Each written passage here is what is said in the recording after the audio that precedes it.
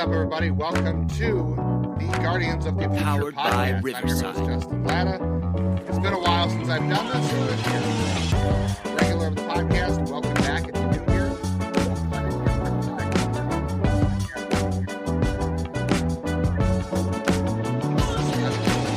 time now. I've lost track of how many years, but I've been covering the Guardians minor league system since 2007. I'm currently the host of Lockdown Guardians every day. You can listen to that part of the Lockdown Podcast Network, your team every day. But here, we are talking specifically about the Cleveland Guardians minor league system on this podcast. If you like more prospect content from the Guardians system, you can read the daily newsletter I produce. That is nextyearincleveland.substack.com, giving you daily prospect updates on the Guardians minor league system. All the stuff from the game schedule, prospect scouting reports, game reports, interviews with players, front office members, draft content. We have all that stuff over at the newsletter. That is nextyearincleveland.substack.com. But this is our podcast. This is Guardians of the Future. We talk all things Cleveland Guardians minor league system.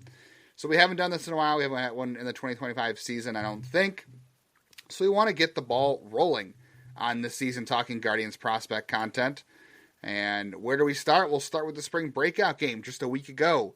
We'll talk about who the Guardians prospects were that stood out at spring training. We'll talk about, and spring breakout, we'll talk about who the Guardians prospects are performing well in camp, who guys are not performing well in camps. We'll talk about those guys. And then let's start off with a little bit of preview for Columbus this week. We got Akron, Lake County, and Lynchburg to follow, but let's talk about Columbus this week and who might be in the Columbus Clippers roster to start the year, what we're excited about there. But let's start with the spring breakout game. Obviously, that was the big game this spring for prospects. Love the spring breakout game. This is one of the best ideas Major League Baseball has had in some time. I really wish they could find a way to use this creativity and energy to do other things in baseball, because there's a lot of things. I'm not saying everything needs fixed in baseball, but I think there are things that need to be fixed. And I'd love them to channel the spirit of this into more of the decision making. But of course, I love the prospect game. Number one, I think the easy thing to talk about from the spring breakout game, obviously, is going to be our guy. That would be Parker Messick, who by far had the best spring breakout game of any Guardians prospect there. And he got the start for the Guardians in that game. 3 innings, 5 strikeouts. You see him if you're watching on YouTube. Blow a fastball by Colt Emerson, a Guardians target in that draft that year, just got snaked. But what did Parker Messick show in that game? Well, we saw some great fastball velocity from him. Parker Messick's fastball velocity is taking a step forward. It's been really good. He has typically in the past been about 89, 90, 92. This year at spring breakout, he was about 92, 93, hitting 94. That's a big development for Parker Messick, and we're excited to see that. We saw some of the elements of that velocity get better a year ago in Lake County. But now I think we're at a point where he is going to be sustaining that a little bit more. And if that is the case, if he is going to be throwing 92, 93, consistently hitting 94, that's going to take his game to a completely new level, because this is already a guy who I think has an above average to plus changeup. The slider's come along. It's getting better. The curveball, I know, is something he's working on a little bit too. But if we go with the deception that he has in his delivery, because it's a very low release point that really throws hitters off, that's what really makes his arsenal and his fastball stand out, and the changeup to go with it, the slider's improving, and already has really good control, doesn't walk a lot of guys. Those are all really good elements. So the more his fastball plays like that, the better it's going to be for him. So obviously Parker Messick was the standout. That's why he made first team all prospect spring breakout on that list. Obviously number 2 on that list was Jason Churio, who also made the list in that game. Made the overall second team MLB spring breakout. Great day for Jason Churio, who went 3 for 4 with 3 singles. And not just the hits he had, but the significance of those hits is the exit velocities. We're talking a guy who had a 103 exit velocity and a single and 96.7. Why does that matter? Well, Jason Churio is a guy who we're not really sure how much power he's going to have, how much he's going to impact the ball.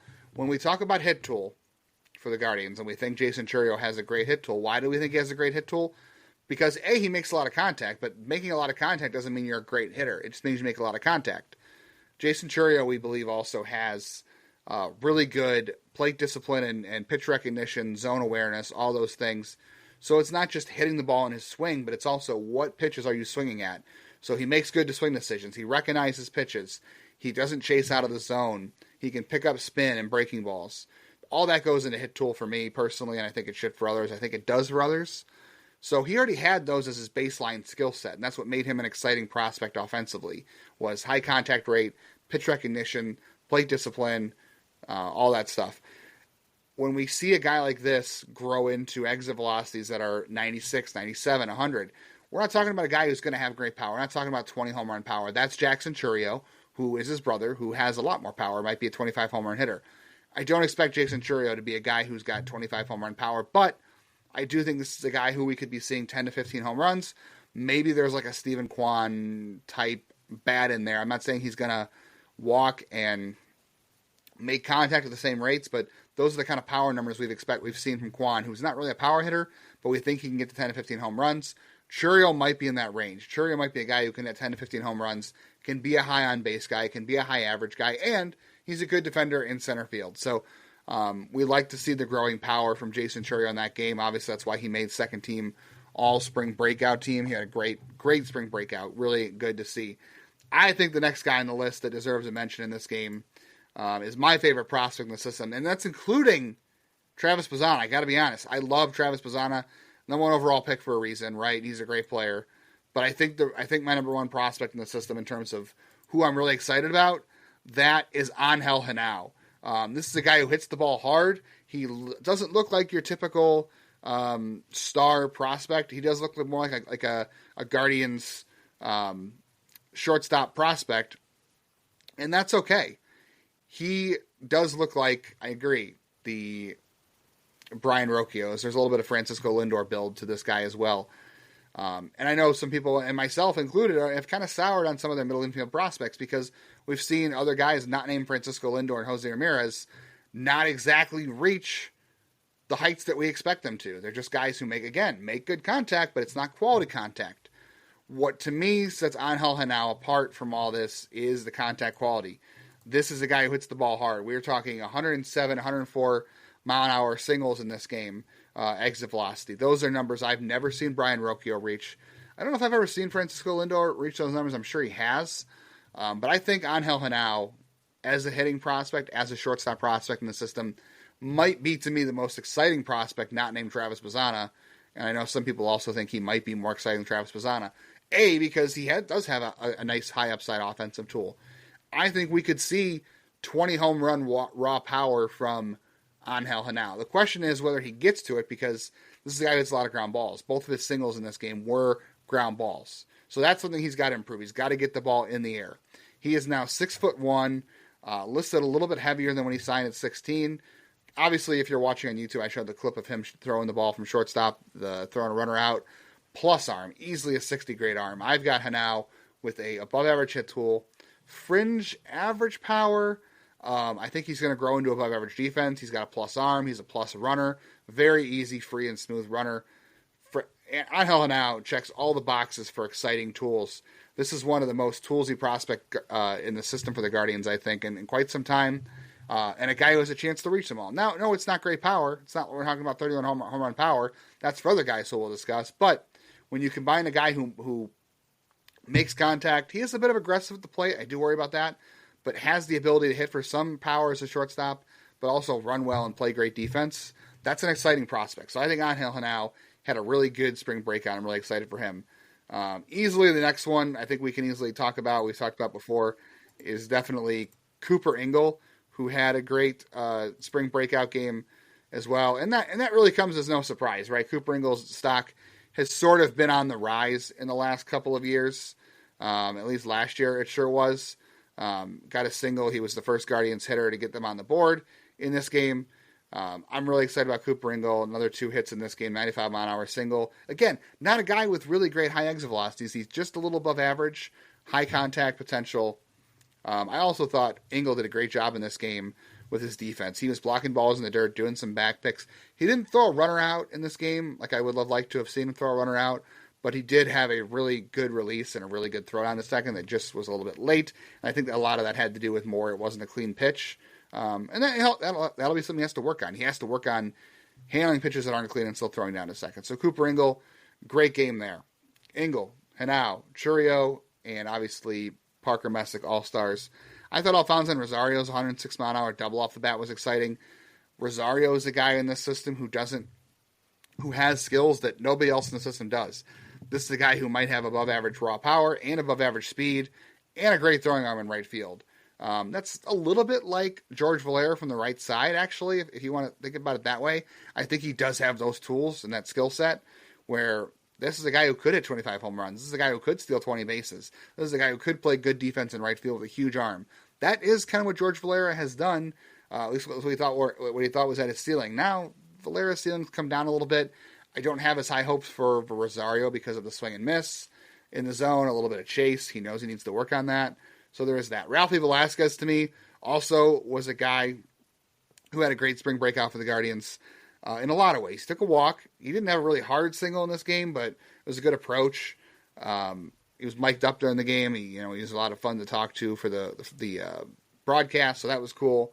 Love that. So great game from everybody there. Austin Peterson was a guy I was higher on coming in and struggled a little bit. I'm kind of reshuffling my thoughts on Austin Peterson. Still high there, but I'm kind of wondering if the floor or the ceiling's a little bit limited there. Alex Mooney had a triple and a stolen base. That was fun to watch. Overall, just a great experience. I know Tugboat got in the game. Everybody does love them, some Tugboat. I'm not surprised. He had a great game. He pitched a great game. He did show some hitability in that game. I think this is a guy who all of a sudden that 90 really looks like 95. is kind of command over stuff at this point in his career. The stuff is good. Don't get me wrong on Tugboat. Like, the deception on the fastball is what plays for him. It's what makes everything work because he has a really unique arm slot and a low arm angle on his release. He's got a good changeup. He's got a good slider as well. It's just, to me, it's going to be fastball velocity is going to be the big deal for Tugboat, I think, going forward. But he had a decent game. Definitely, showed a couple things to work on there. So spring breakout overall was a fantastic experience, I would say, for the Guardians. They won that game. Good game overall to showcase some of their players. But I would say Parker Messick definitely has elevated his profile. People already know about Jason Churio.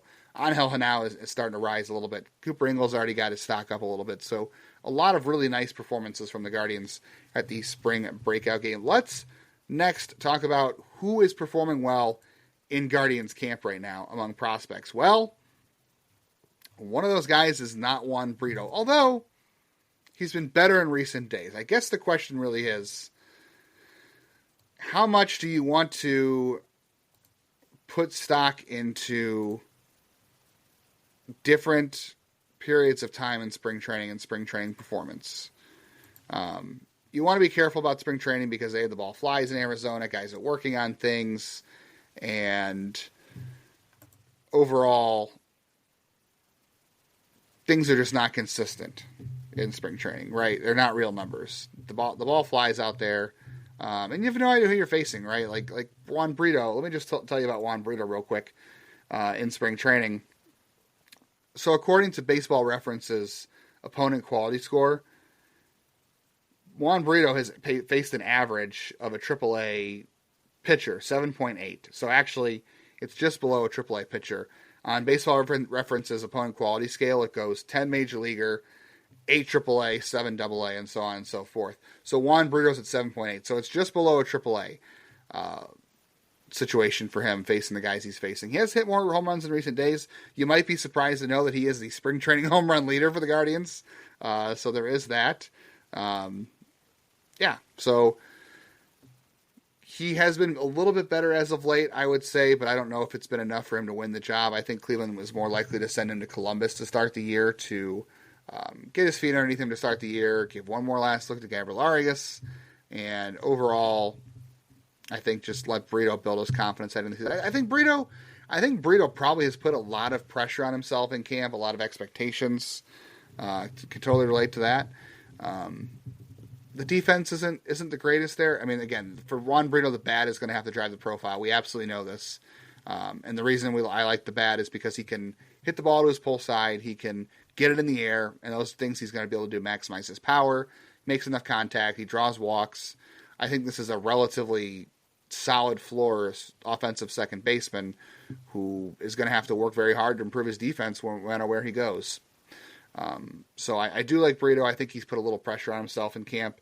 I wouldn't be surprised to see him go to AAA. Other prospects, though, that have really shined in camp so far, if we're just looking at not really numbers, but guys that I've seen a lot get into games at this point in spring training. Khalil Watson has had some time in spring training. It hasn't been against the best quality of guy. 6 strikeouts, no walks. The quality hasn't been there, but I thought he swung the bat pretty well this spring overall. Other guys, I know Will Wilson's had a big camp. I know a lot of people have asked about Will Wilson. I really have my doubts about Will Wilson, but we'll see about him. I know Travis Bazzana has not had a great camp. Angel Hanao has been good in his short time. Obviously, we talked about him for spring breakout, but he's been really good in his short time there. CJ Kafis has had limited exposure, but I've seen him hit the ball well to the pull side, which is something he does well, and he controls the strike zone very well, I think. So Kafis, to me, has impressed in spring training quite a bit. Pitchers, I think, have been the bigger deal. I think Bradley Hanner has gotten some chances out there that have been really good. Unfortunately, Franco Alaman's been hurt. He hasn't been able to get out there all that often. We've seen a lot of pitchers have to come in and clean up some innings in these games. Zane Morehouse has gotten a lot of chances out there. He's got a couple of strikeouts. Things could be a little better for him control-wise, but he's gotten some opportunities to get in games, and I think he's held his own out there in some of these games. In terms of left-handed relievers, obviously Doug Nikhazy's back in AAA. He kind of struggled. I think Andrew Misiazek has acclimated himself well this spring. This is a guy who is coming off of Tommy John 2 years ago. Last year was his first full year back, or partial year. Misiazek was a legitimate bullpen prospect for the Guardians at one point until Tommy John wrecked his 2023. He came back in 2024, was not quite the same. But if he gets back to what he was in 2022, when he was so close to being on the verge of a 40-man roster ad, I wouldn't be surprised if Andrew Misiazek gets a look at the bullpen in 2025 in Cleveland, because Eric Sabrowski is a guy who's dealing with an injury right now as well. So they're going to need a second lefty out of the bullpen. I don't know who it's going to be, but I wouldn't be surprised if Misiazek finds his way to Cleveland at some point this season. It's another deceptive profile. This is not a guy who's got big velocity. We're talking 90-92 for the most part. But it's another weird arm angle, low release point that really aids deception on the fastball and everything that works. He does have a very high spin slider, so kind of reminds me a little bit of like the Kyle Nelson, Kyle Crockett, guy's named Kyle, relief kit. So I think there's an effective left-handed reliever in there for him. There hasn't been a lot of guys in camp who I've really been all that impressed by. I mean, it's been limited action, obviously. Jorge Burgos has hit a couple home runs in camp. He had 18 home runs a year ago. I'm not that high on Burgos, but, you never know with some of these guys. I'm not saying spring training performance, but he did have some legitimate pop last year between Lake County and Akron. I thought Cody Huff has handled himself pretty well in camp in terms of defense and knowledge of the strike zone. I think he's really done a good job of controlling the strike zone as a hitter. And again, I think also defensively, obviously, there's a big upside there. Cooper Ingles gotten some at-bats. I think he's held his own too. So there's been a number of hitting prospects that have been okay, but I think for overall, it's been kind of the pitching side of things that has seen more. And that's really all the guys that have gotten in at this point. They really have limited some of their prospects in spring training. Let's have some fun, and let's talk about who is going to Columbus. So the minor league season starts staggered. So AAA starts the same time the major leagues do, because they need depth guys to be able to call up and play right away. And then we have about a week delay before the rest of the minor leagues kind of follow. So I think we can safely project Columbus for the most part here. I think there's a pretty good chance we can say who is and who is not going to be on this roster in Columbus. So if you're looking on YouTube right now, I've got the depth charts pulled up over at nextyearincleveland.substack.com, where you can look. The catching rotation, I expect Cody Huff to be the full-time catcher in Columbus for the most part, and you'll see Jake Ganchia, who is a minor league signing. I think that's a guy who will start with him a little bit. Dom Nunez is there. I'll be curious to see what his situation looks like.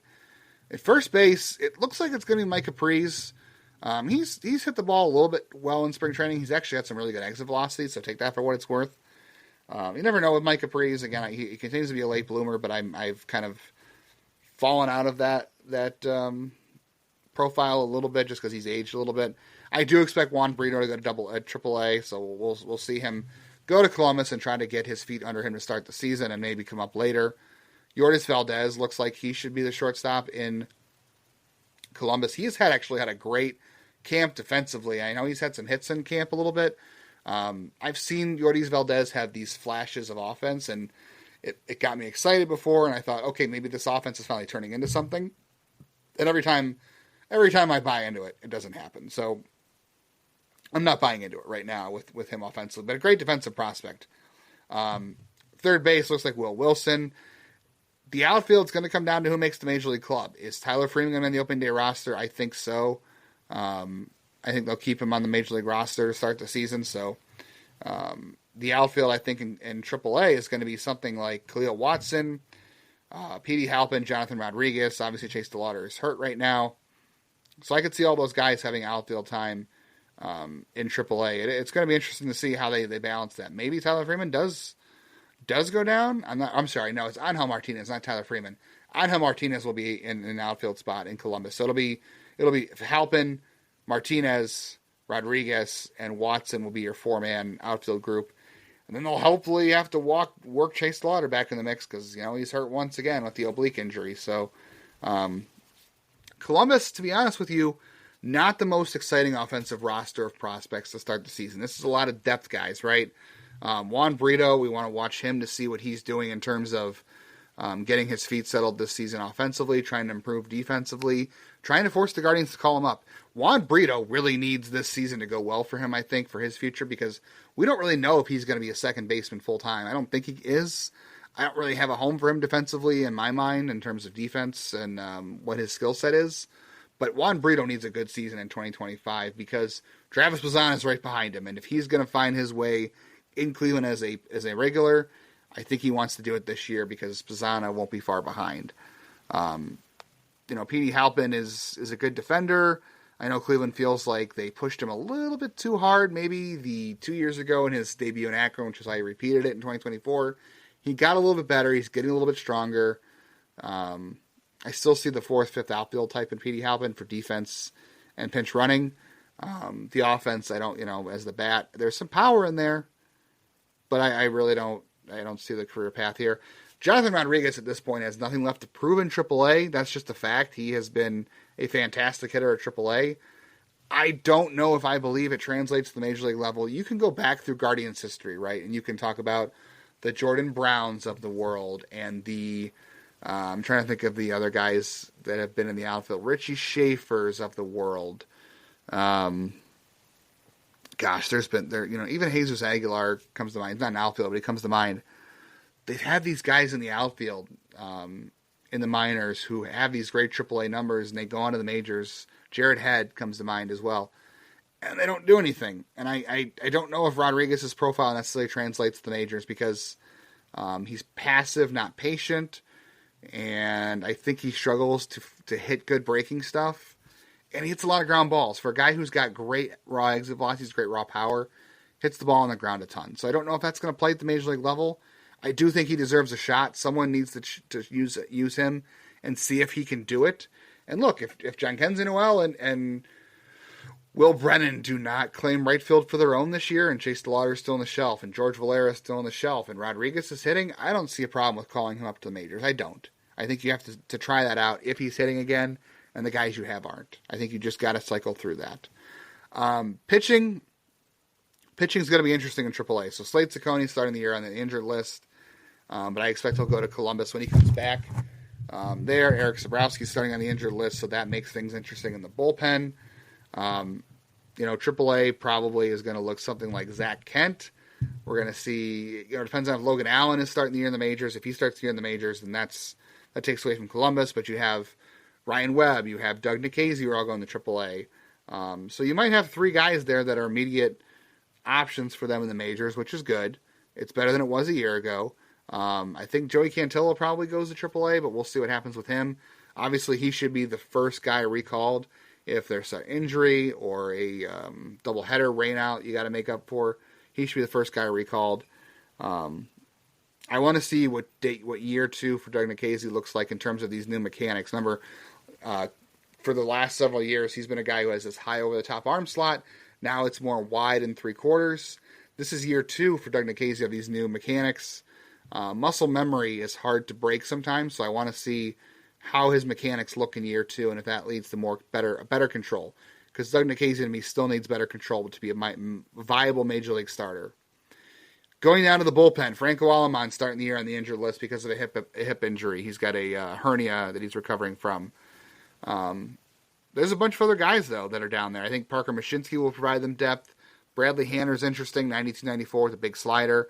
Closed games in Akron last year. He got to AAA for a little bit. He's an interesting guy. Nick Enright starting the year on the injured list. He's got a lat strain, but he should be back shortly into the first month of the season, I think, so that's good. Nick Enright will also be one of the first guys on call for bullpen help. We talked about Missy Ozek, Luis Frias. I don't know if he has an opt-out or not. Nick Mikolajczyk, he's had some interesting velocity in spring. He's been 92-95 at times. He's a guy who had a better fastball in the past, had a great big slider. Just like Missy Ozek, Mikolajczyk was going to be one of the next big relief prospects. Then you had Tommy John. The stuff hasn't recovered. The control hasn't come back yet. So this will be a big year for him as well. And then a guy we haven't seen a lot of this spring is Riley Pint. I don't know where he is. I think he's just a depth guy. But we might see him go to Columbus if he is not staying in Arizona to work on things. He might. We don't know. And then Tanner Burns probably fills out the bullpen in Columbus a little bit. The Guardians did get Christian Cairo back from the Braves from a Rule 5 pick. I got to be honest, Cairo can play a good second. He can play a good third. I think he can handle short in the short term, not a long-term guy. There's not a lot in the bat there. I was really surprised the Braves took a chance on him anyway, not because I don't think he can be a major league utility player, because I think he can be, but I didn't think selecting him and forcing him into a situation where he had to be in the big league roster was beneficial to him or anybody. So he's back in Cleveland. We'll see what happens with him. So to me, I think the most exciting prospects that are going to AAA are probably Cody Huff and then Juan Brito. I think you'd like to hope at some point this year that Cooper Ingle forces his way to AAA. Obviously, you want to hope that Travis Bazan and Angel now force their way to AAA. They both could. Look, I don't know what the situation is going to be with Juan Brito, but if Travis Bazana is just lighting all of Akron on fire, if he is just doing so well that he's the best thing since Diamond Deli in Akron, I could see him pushing his way to Akron or Columbus this year because Juan Brito should not get in the way of Travis Bazana. So I think if Bazana really goes down there and is Akron's greatest sensation besides the cheese salads or Swenson's, he should go to Columbus and go with Frank's Dirty Dogs or something down there. Angel Henao, Yoris Valdez should not get in his way either. If Angel Henao has a fantastic first half in Akron, he should be the AAA starting shortstop very in short order. Same with Cooper Ingle. A little bit different with Cooper Ingle because I do think Cody Huff is a legitimate backup catching prospect for the Guardians. I don't think he's a starting catching prospect, although he did have good exit velocities in the Arizona Fall League over the fall. And I think he makes contact, and I think he's a good defender. So I find him to be a good backup catcher candidate. So Jake Anchia and Dom Nunez shouldn't stand in his way. I think if Cooper Ingle, who was already in Akron a year ago, if he goes to Akron this year and continues his success from 2024, I think he should go to Columbus too and be a rotational catcher with Cody Huff or DH one of them. Get them time. So the exciting prospects to me are not really at AAA besides like Cody Huff, Brito, Nikhazy. It's more major league depth right now. The exciting guys are going to go to AA, and they have a chance to push their way to AAA at some point this year. And that also includes our guy from the top of the show, Parker Messick. I think he's a guy who will get to AAA this year. They're using AAA as a holding pen for pitching depth this year. So I think innings will be limited at first, but I think later in the year, Parker Messick, there's no reason Parker Messick should not be in Columbus by midsummer.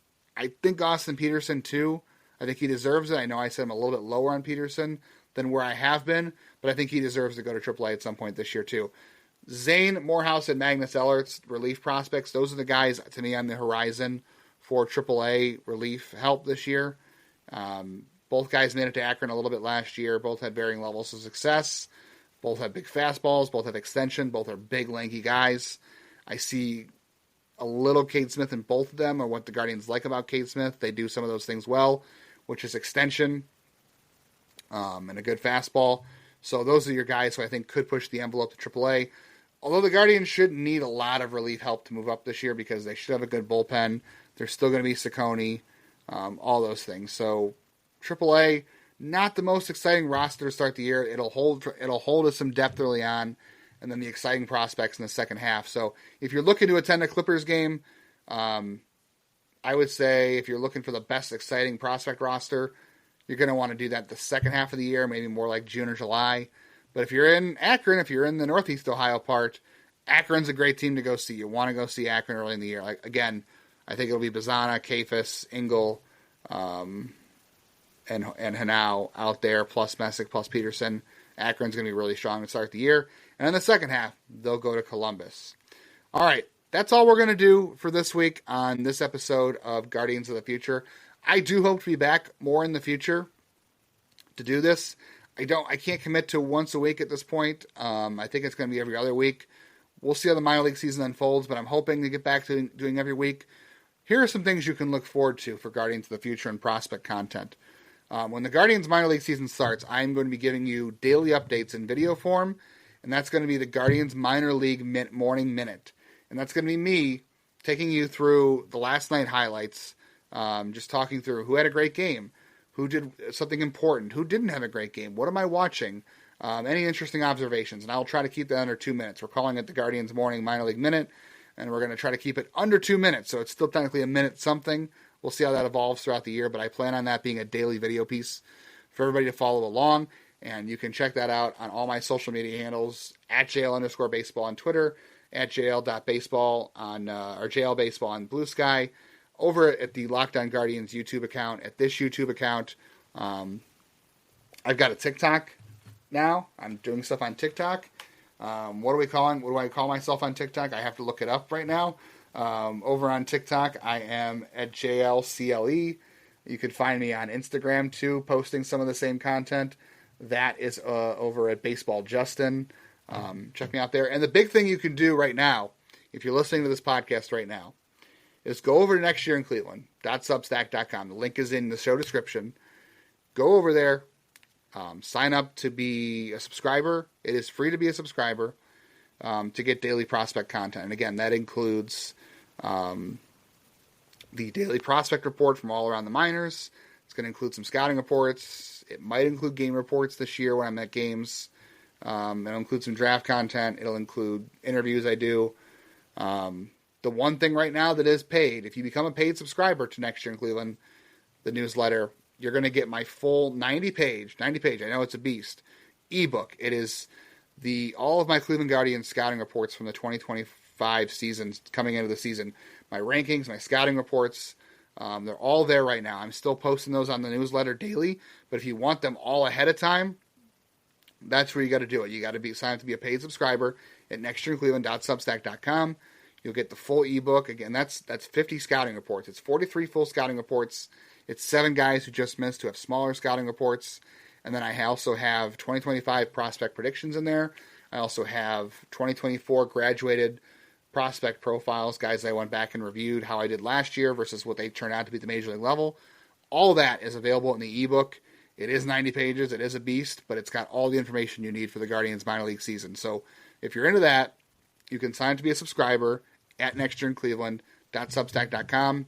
Take a paid membership to get that. Or you can PayPal me $10. If you PayPal me $10 at Justin Latta, I will give me your email. I will email you a copy of the ebook for $10 if you do not want to subscribe to Next Year in Cleveland for the full season. But I recommend you do, because we're going to have daily prospect content there, and we're going to have all kinds of other prospect content this year. I'm hoping to, again, add some guests this year. I'll play any video interviews I get from games this season. We'll try to get some other guests on as well. We'll talk to some broadcasters. maybe some players, all that kind of stuff. In the meantime, again, make sure you subscribe to this podcast, wherever you get podcasts, and on YouTube. And make sure you're subscribed to the newsletter at nextyearincleveland.substack.com. Sign up for the paid version to get the ebook if you want it, or PayPal me $10. And please, please, please go over and download and subscribe to Locked On Guardians every day. I'm doing podcasts over there every day. This is just a bonus for anybody else who loves Guardians prospect content, and I love doing it too. I just need more time to do it. So thank you for being here. Thank you for supporting me, and thank you for your interest in the Cleveland Guardians farm system. Love covering them, love talking to the fans, love covering games. You know where to find me on social media, you know where to find me everywhere else. Thanks for tuning in, and I'll be back again soon with more Guardians prospect content on Guardians of the Future.